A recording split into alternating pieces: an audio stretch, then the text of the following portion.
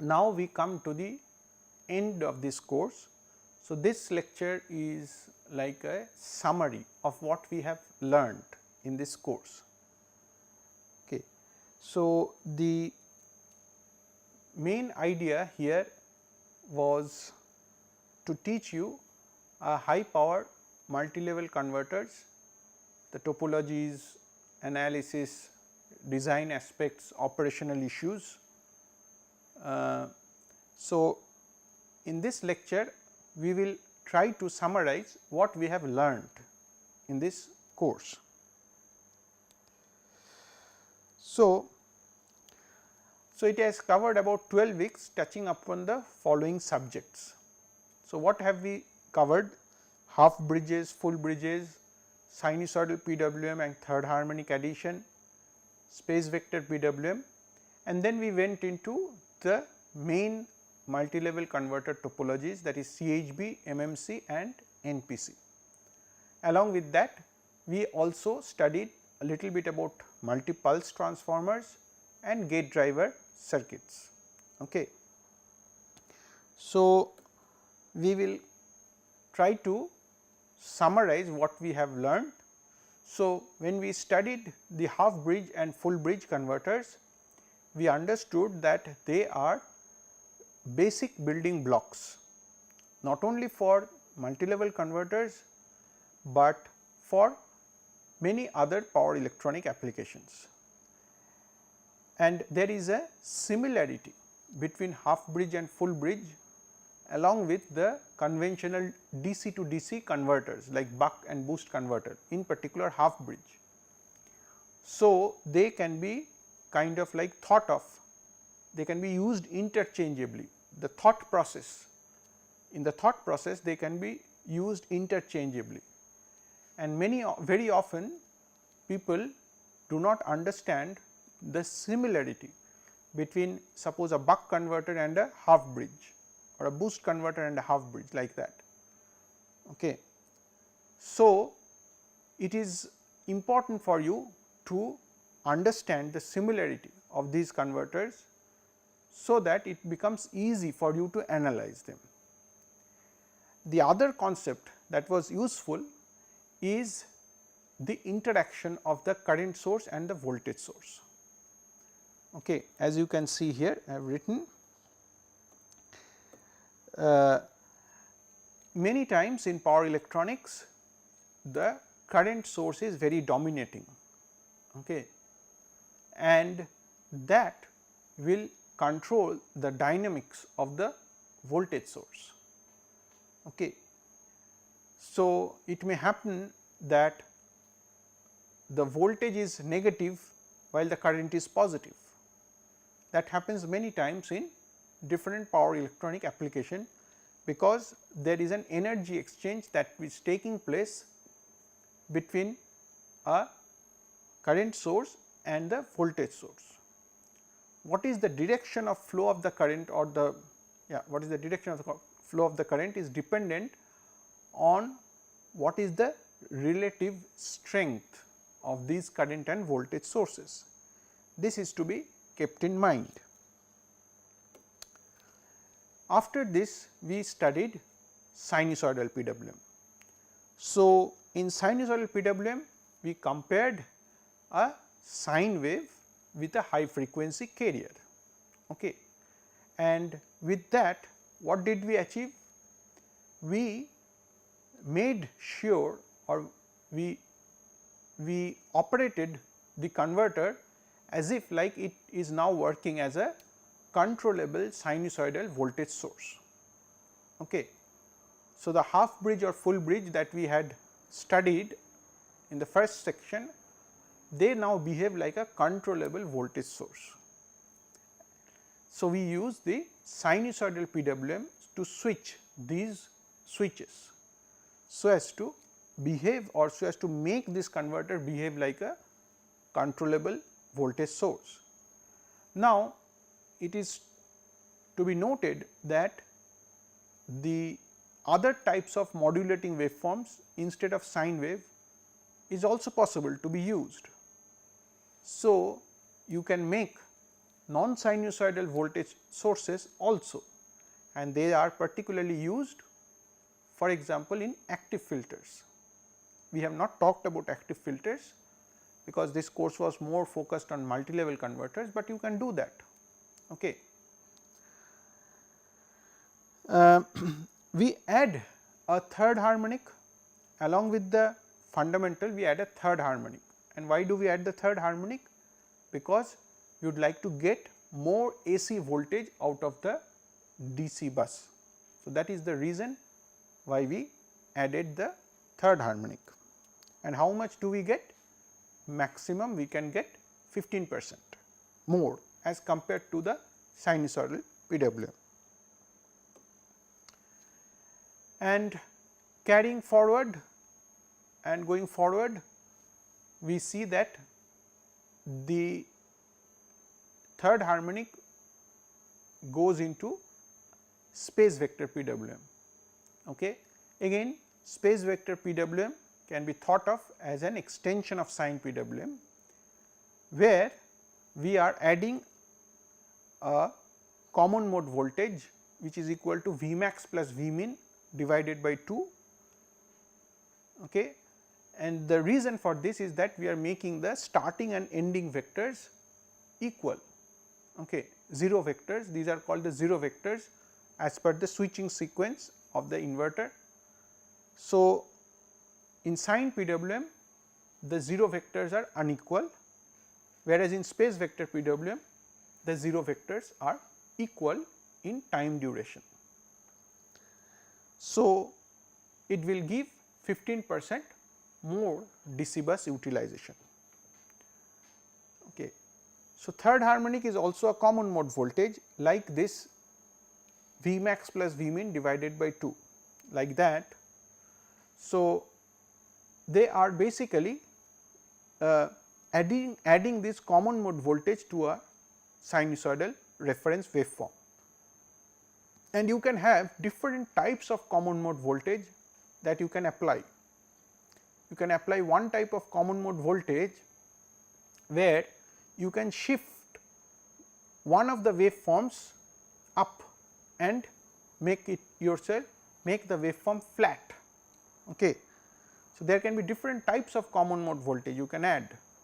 So, one type of common mode voltage that you can add is like you add such a common mode to the sine wave, so that for certain duration the sine wave touches the +1 or touches the upper boundary and get clamped there.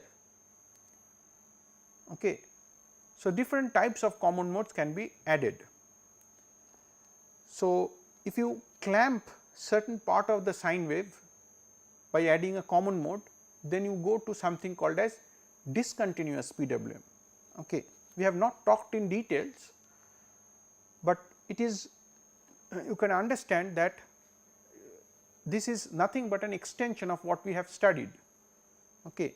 You are adding a common mode, but this common mode can be of different, you can add many types of common mode voltage, because you are adding the 3 same quantities to the 3 waveforms. So, you can shift the waveform up or down, you can clamp it to the top, you can clamp it to the down, which we call as discontinuous PWM. Okay. It is nothing but an extension of what we have studied. So, in discontinuous PWM the 0 vectors at the start and end are not equal, which is unlike the space vector PWM. Okay. So, why we clamp these waveforms up or down? Because we would like to sometimes we would like to control the switching and conduction losses. We would like to clamp a waveform so that there is no switching at certain parts. Sometimes we do also clamping because we would like to achieve some form of a symmetry in the waveform when there is very low switching frequency application. Okay. We also do that clamping during that time. Next, we went to the CHB multi-level converters. So, why did we go into a multi-level converter? Because multi-level converters can produce highly sinusoidal voltage using large number of lower rated devices. So, instead of using a 6.5 kV IGBT, it may be attractive to the industry to use 3 2.3 kV IGBTs, 3 numbers of 2.3 kV IGBTs. Okay. Often this is useful. Okay. There are several advantages and there are some disadvantages of using a multi-level converters. Advantage being that identical low voltage rated devices, so on which you have more knowledge and confidence rather than using a very high voltage device, and also the output voltage waveform getting more and more sinusoidal. Now, important thing to keep in mind why we chosen CHB is that these cells which we have used in the cascaded edge bridge, they are all modular in structure. So, they are all identical cells, but many of them working together. So, if you have a fault in one of them, then the converter continues to operate with a reduced capacity. You bypass the faulty cell and you can operate the converter with a reduced capacity. Of course, there are some drawbacks. The drawback mainly is that the complexity, okay, lot of devices to control. But as we see in future, the computational power of microcontrollers is increasing day by day. So, what appears to be complex now may not be so much complex for a microcontroller in near future. Okay. But apart from that, apart from the complexity in terms of microcontrollers, there is also complexity in terms of so many devices to control. So, you have so many gate drivers, you have many, so you have a lot of interconnections. This is always a drawback of a multi-level converter. This is true, but for very high voltage applications, the advantages of having a multi-level converter outweighs the disadvantages. So, that is why people have moved towards multi-level converters. Now, since there are many devices, so they can be switched either using level shift PWM or phase shift PWM. Okay. So, in phase shift PWM both are same, basically level shift and phase shift both are same PWM or trying to achieve the same goal, but phase shift PWM gives equal losses, whereas level shift PWM has a carrier rotation strategy that needs to be adopted to have the same losses. This needs to be kept in mind. So, from CHB we move into MMC. Okay. And why did we move into MMC? Because the CHB required isolated DC sources. That was the biggest disadvantage.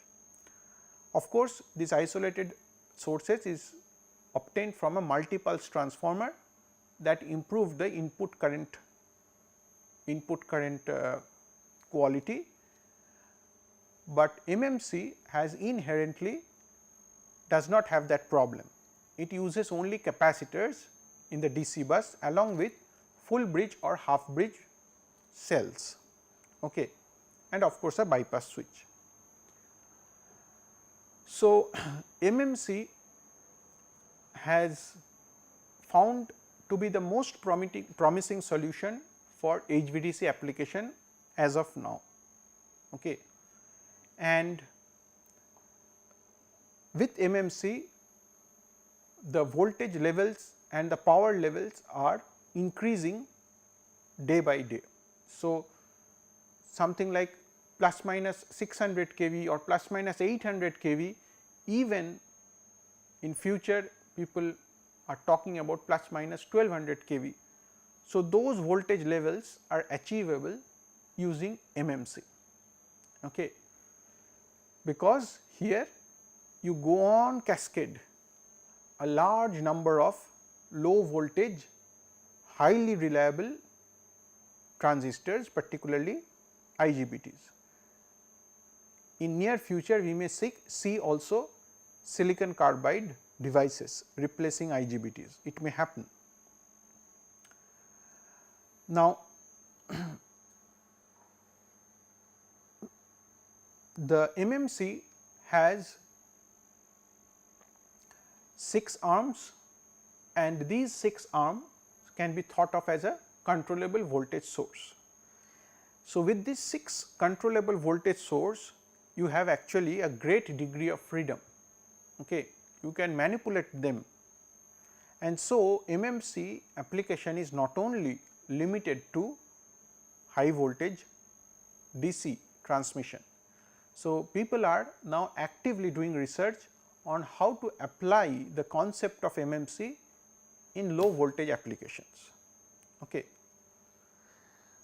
Now, one thing to note is that for energy balancing in these arms, the arms will have a DC and AC component. This is absolutely essential in MMC, that you have a DC current flowing along with an AC. For example, if you running as an AC to DC rectifier, or even if it is running as a DC to AC rectifier, the converter remains the same. So, you will have both a DC and an AC component of current in the arm, and both these are essential, okay, for keeping the energy balance of the capacitors. So, as I told you, the controllable arm voltage in MMC opens up many possibilities: AC to DC, DC to AC, AC 3 phase to single phase, bidirectional power flow, 3 phase to 3 phase bidirectional power flow, and many other things. So, there is a very active research going on in MMC because of the many advantages that this converter possesses. Now, both LSPWM and phase shift PWM can be used, and along with a sorting algorithm, so that the capacitors are balanced. Sorting algorithm is primarily used because the capacitors are inserted in the circuit in a round robin fashion, so that their energy or their voltage remains balanced. Okay. So, we had studied this sorting algorithm. We also noted that the full bridge converters can give better fault tolerant capability of MMC rather than a half bridge. Full bridge has the capacitors in the DC bus. When you shut down the IGBTs, the current will flow through the capacitor, and this capacitor can act kind of like an back EMF opposing the rise of current. So, that is the advantage of having a full bridge converter. We also briefly touched upon some of the design aspects of MMC. After the MMC, we had studied the neutral point clamped converter. So, neutral point clamped converter is probably the 3 level neutral point clamped converter is probably the most popular multi-level converter topology. Okay. So, we studied the circuit, we also studied the space vector diagram, okay. And continuing in the same fashion, we also saw the carrier based PWM strategy for NPC, okay, which we will use to switch the converter. Now, midpoint voltage balancing is one challenge of MMC, that is the as you access the midpoint, because the MMC has a capacitor and the midpoint is accessed to get the 3 levels of voltages, midpoint of these capacitors, and therefore, it is important to balance the voltage at the midpoint. Okay. So, we discussed 2 strategies, okay. We discussed and as of now this midpoint voltage balancing of NPC is kind of like a very well established solution. Subsequently, we discussed some multi-pulse transformers. Multi-pulse transformers like 12 pulse, 24 pulse, etc., they are used in multi-level converters, in particular with cascaded edge bridge, to get isolated DC sources and also to improve the input current power factor. Okay. So, we studied, apart from the 12 pulse start delta transformer, we also studied zigzag and extended delta transformers as part of the multi-pulse transformer concept. Okay. So, you can use any of these multi-pulse transformers to create the isolated DC sources. We studied briefly two case studies, one with was a CHB fed motor drives at medium voltage level, and the second one was a MMC for HVDC application at high voltage levels. And lastly, we covered the gate drive circuit. Okay. And we saw that the gate drive circuit for IGBT and MOSFET are very similar. We understood some of the operations, like how the IGBT is turning on, what are the sequence of events happening while it is turning on and while it is turning off. Based on this understanding of the sequence of operation, we can choose the components, and one of the most important component is the gate resistance of IGBT or MOSFET, which we apply, and there are several consequences, and we must keep all these consequences in mind while choosing the gate driver resistance. Not only will it impact the switching losses, but also it will impact all these parasitic phenomena like oscillation on the gate emitter voltage, or even parasitic turn on when the device is supposed to turn off, and all these have an all these parasitics effect will be influenced by the choice of the gate resistance. Apart from that, we also need to choose a proper value of the steady state gate emitter or gate source voltage of MOSFETs, because it will determine what is the loss during the conduction period of the device. Okay. So, apart from this, we also have seen bootstrap operation, and the bootstrap operation is used when you want to have a single DC source and you want to drive two half bridges.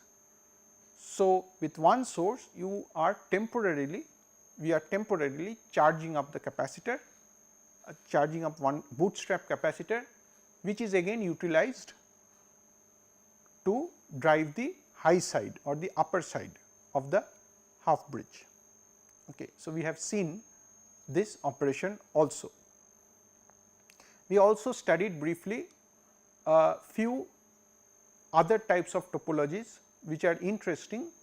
Some of them have been commercially manufactured, for example, flying capacitor, and some of these topologies like alternate arm converter is also very promising multi-level converters. Okay. So, I hope you have gained some knowledge out of this course, and I hope you have enjoyed. You will get a lot of information apart from these lecture slides. You will get a lot of information in the internet or in the web, and information is now readily available. So, you can go through additional material, books like that, and some articles, application notes, where you can gain more understanding into the operation of different types of multi-level converters. So, with this remark, I will now conclude the course, and you can access my website where you can get some additional information, or you can email me in my email ID. Thank you and have a wonderful time ahead.